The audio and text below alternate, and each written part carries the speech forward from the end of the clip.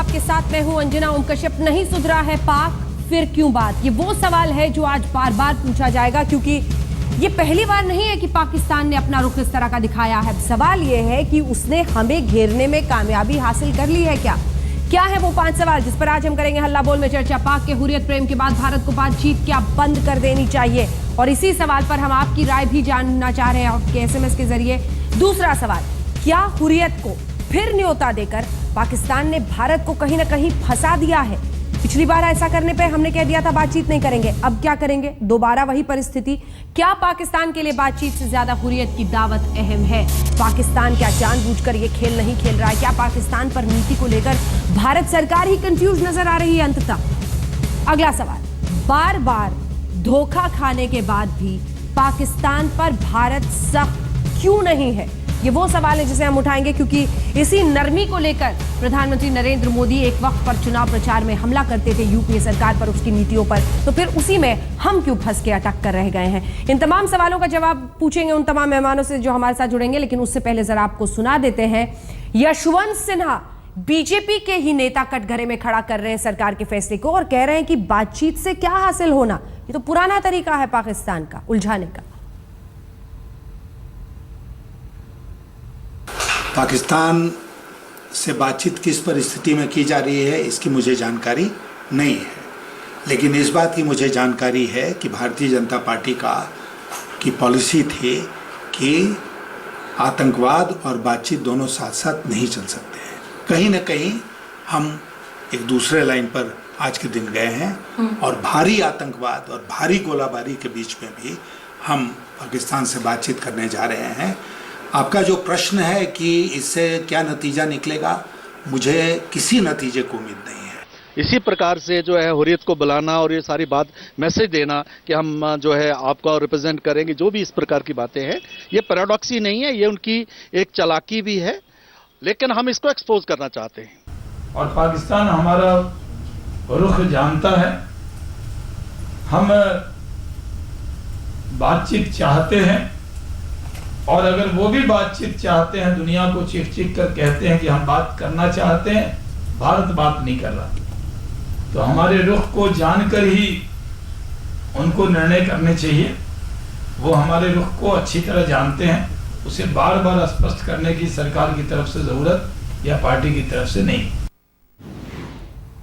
पाकिस्तान को सोच समझकर अपने फैसले लेना चाहिए, कह रहे हैं शाहनवाज हुसैन साहब। लेकिन क्या आप सोच समझकर फैसले ले रहे हैं? आप तो खुद ही फंसे नजर आ रहे हैं, कंफ्यूज नजर आ रहे हैं। ये वो तमाम सवाल है जो हम पूछेंगे, लेकिन उससे पहले आपको सुना भी देते हैं मनीष तिवारी कांग्रेस पार्टी की तरफ से क्या कह रहे हैं, और हुर्रियत नेता भी कुछ क्या बयान इस पर दे रहे हैं। तो हर पार्टी की प्रतिक्रिया आपने सुन ली है। आइए अब पूरे चर्चा की शुरुआत करते हैं। हमारे साथ कई खास मेहमान इस पूरी चर्चा में जुड़े हैं। शाहनवाज हुसैन साहब भारतीय जनता पार्टी के प्रवक्ता वरिष्ठ नेता हमारे साथ जुड़ गए हैं। हमारे साथ संजय झा जी कांग्रेस पार्टी के नेता जुड़ गए हैं। केसी सिंह साहब फॉर्मर सेक्रेटरी MEA के हमारे साथ जुड़ गए हैं। महबूब बेग साहब वरिष्ठ नेता PDP के हमारे साथ जुड़ गए हैं। हिलाल अहमद जी हुर्रियत नेता हमारे साथ जुड़ गए हैं। सबसे पहले शाहनवाज हुसैन साहब, लगता ऐसा ही है, हालांकि आप इससे इनकार करेंगे, लेकिन लगता है ऐसा है कि पाकिस्तान ने एक पूरा चक्रव्यूह रचा, आप उसमें अटक कर रह गए हैं। वही हुआ जो पिछली बार हुआ था। अब आपके सामने ये परिस्थिति है कि हुर्रियत नेता को वो बुला रहे हैं, दावत भी दे रहे हैं। पिछली बार आपने कैंसिल कर दी बातचीत, आपने खुद रेड लाइन, वो लक्ष्मण रेखा जो आपने खींची थी, अब उसका क्या हुआ, कहां है वो? देखिए, पाकिस्तान की वो हैसियत नहीं है कि वो चक्रव्यूह रचे और हम उसमें फंस जाएं।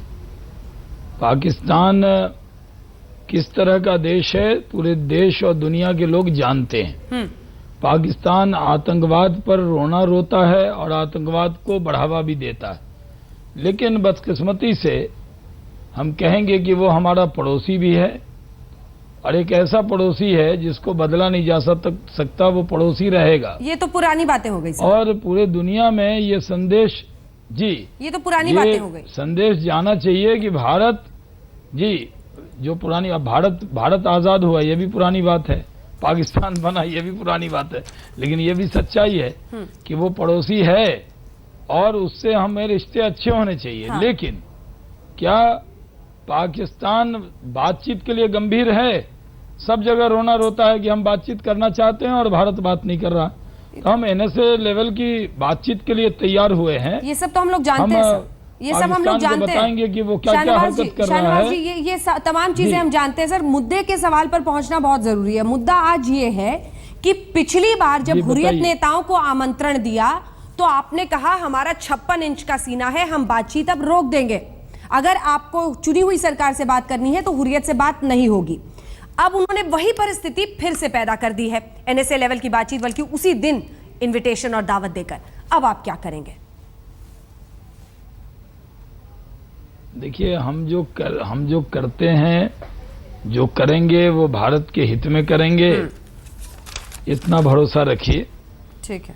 और भारत का जो पक्ष है वो कोई सरकार और किसी नेता और पार्टी का पक्ष नहीं, वो देश का पक्ष है। और देश का पक्ष हमने रख दिया है कि बातचीत में भारत पाकिस्तान की बातचीत होगी। हुर्रियत से वो बातचीत अगर करते हैं और वो उनको निमंत्रण देते हैं तो इस पर विदेश मंत्रालय अपनी राय बनाएगा। अभी तक तो हमारी राय है कि दोनों एनएसए की मीटिंग होनी है, बाकी पाकिस्तान क्या करता है उसका जिम्मेदार वो खुद होगा। ठीक है, मैं अन्य मेहमानों के पास अब जल्दी से जाना चाहती हूँ। संजय झा जी, सबसे पहले आपके पास आते हुए, ये आप ही की नीति है, आप भी यही करते थे। ग्रेव प्रोवोकेशन, जितना भी गंभीर से गंभीर तरीके से उकसाता था पाकिस्तान, आप भी यही करते थे। अब आपकी ही नीति को वो आगे ले जा रहे हैं और आप उसको क्रिटिसाइज करते हैं, उसकी निंदा करते हैं। ये कैसे हजम करें लोग?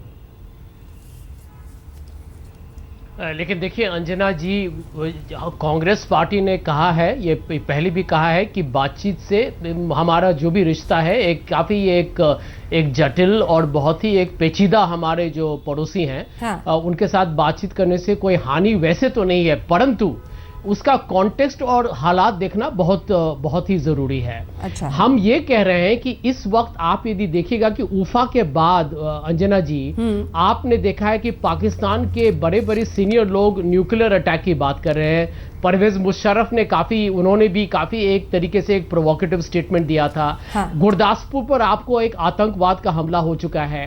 आपने वहां पर आपने देखा है कि दूसरे आतंकवाद को आपने उधमपुर में पकड़ा है। यहां पर अभी हर रोज लगातार आपके सीमा पर उल्लंघन हो रहा है। 6 सिविलियंस की मौत हो चुकी है। ये सब तो सर आपके भी 10 साल में हुआ था ना। एक सेकंड सर, 26/11, लेकिन ऐसे हालात में हमने बातचीत नहीं की थी अंजना जी। हाँ, लेकिन फिर पेशकश करते थे बातचीत करने की, फिर क्रिकेट खेलने की बात करते थे। बातचीत नहीं किया था। एक सेकंड, अभी बातचीत रोक देनी चाहिए। आपका स्टैंड क्या है? देखिए यहाँ पर आपका स्टैंड क्या है? नहीं अंजना जी, इस वक्त हमारा स्टैंड अभी ये है कि इस वक्त यदि आपको पाकिस्तान आतंकवाद का हमला कुछ हफ्तों पहले किया है, अभी भी सीमा का उल्लंघन हो रहा है, वहां पर मासूम लोगों की जिंदगी जा रही है। हाँ। यहां पर अभी वही हुर्रियत से वो मुलाकात करेंगे जिस पर पहले ये 56 इंच की सरकार ने बातचीत बंद की थी। तो मैं समझता हूं कि इस वक्त इस सरकार को एनएसए बात से क्या मिलेगा? बातचीत कीजिए, लेकिन इससे कुछ उम्मीद नहीं है, इससे कुछ प्रगति नहीं होगी। और हमारे बीच में इसमें पाकिस्तान इस बातचीत से उसका फायदा उठाएगा, जिसका अभी आपके सामने चिन्ह आ रहा है कि यहाँ पर पाकिस्तान यही बता रहा है कि उनकी आक्रामक शैली है। हाँ। उनका रुख है कि भारत पर और दबाव डाला जाए। और इस एनएसए बात से वही मुझे याद आ रहा है जिस तरीके से परवेज मुशर्रफ को आगरा में बुलाया गया था और उसे कुछ भविष्य में उसे हानि हुआ, उससे भारत को कोई लाभ नहीं मिला। ठीक है सिंह साहब, मैं आपके पास आना चाहती हूँ, केसी सिंह साहब, लेकिन उससे पहले जो पॉलिटिकल पार्टीज हैं उनका रिएक्शन एक जल्दी से ले रही हूँ। इमरान अबीदार साहब हमारे साथ नेशनल कॉन्फ्रेंस की तरफ से हैं। इमरान साहब, स्टैंड क्या है आपका? आपको लगता है बातचीत रोक देनी चाहिए? आपको लगता है बातचीत होनी चाहिए? और ऐसे तरीके तो पाकिस्तान पहले भी अपनाता रहा है उकसाने के लिए, परेशान करने के लिए। बातचीत के एन पहले तस्वीर ऐसी कर दीजिए कि आपको आना है तो झुक के आइए, ये तो उसका पुराना रवैया है। देखिए सबसे पहली बात ये तो है कि कश्मीर का जो मसला है ये कल का मसला नहीं है। हाँ। 69 ईयर्स हुए हैं कश्मीर के मसले में, और बातचीत आज नहीं हुई, बातचीत तो बहुत सालों से चल रही है। सो बातचीत रोकने का कोई तुक बनता नहीं है।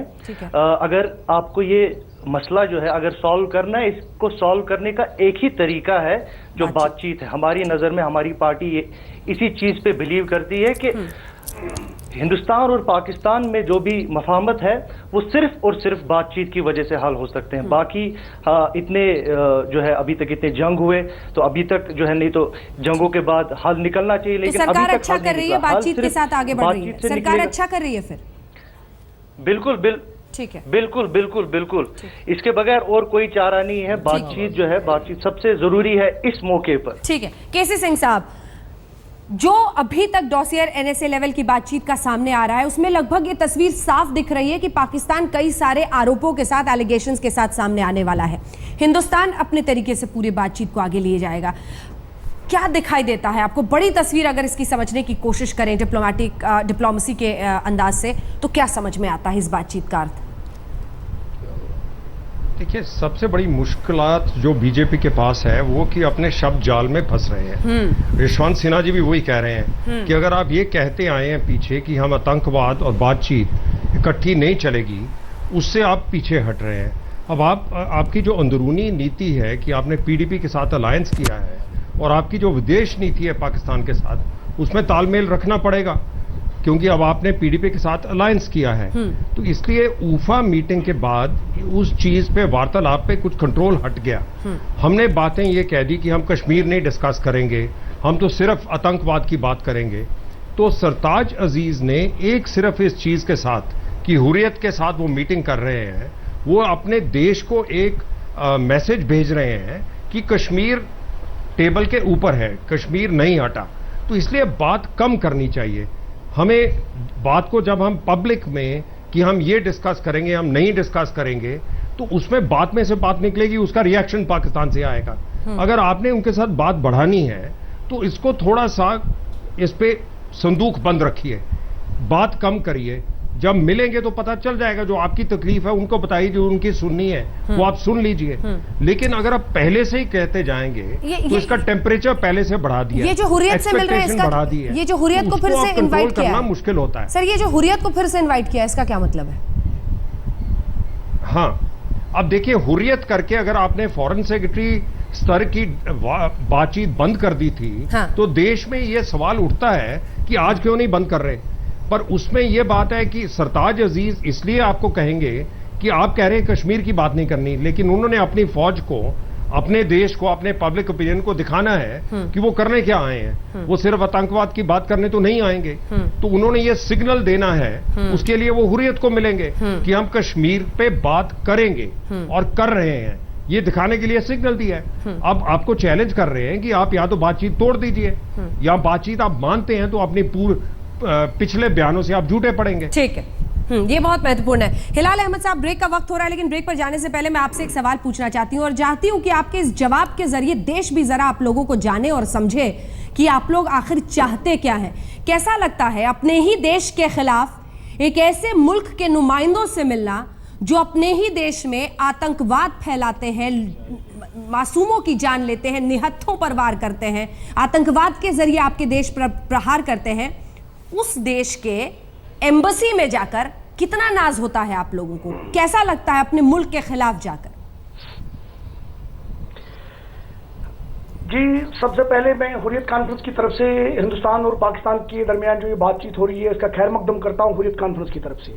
उसके बावजूद, उसके बाद जो पाकिस्तान ने हुर्रियत कॉन्फ्रेंस को दावत दी, पाकिस्तान ने ये साफ बात कही कि और क्लियर किया ये मैसेज वर्ल्ड में कि अगर हिंदुस्तान और पाकिस्तान के दरमियान कोई तनाजा है वो सिर्फ तनाजा कश्मीर है। कश्मीर आपको मेरा सवाल सुनाई नहीं दिया। Principal party. हिलाल साहब, आप मेरे सवाल से मत भागिए, इतने कायर मत बनिए, मेरे सवाल का सामना कीजिए, मेरे सवाल का सामना कीजिए साहब, मेरे सवाल का सामना कीजिए, इतने कायर मत बनिए, कश्मीर में गासिब है, इतने कायर मत बनिए, मेरे सवाल का जवाब दीजिए। कश्मीर हिंदुस्तान का हिस्सा नहीं है, हिंदुस्तान का हिस्सा कश्मीरी नहीं है, कश्मीर नहीं है, ये तनाजा कश्मीर है। क्यों इतने डरपोक हैं आप लोग? एक सवाल का सामना नहीं कर सकते साहब, एक सवाल का सामना नहीं कर सकते आप, एक सवाल का सामना नहीं कर सकते, इतने डरपोक हैं आप, एक डरपोक व्यक्ति दिख रहे हैं आप। और इस सवाल के जरिए सिर्फ आपका सच में सामना लाना चाहती थी ताकि हमारे दर्शक भी सुने कि हिंदुस्तान में रह के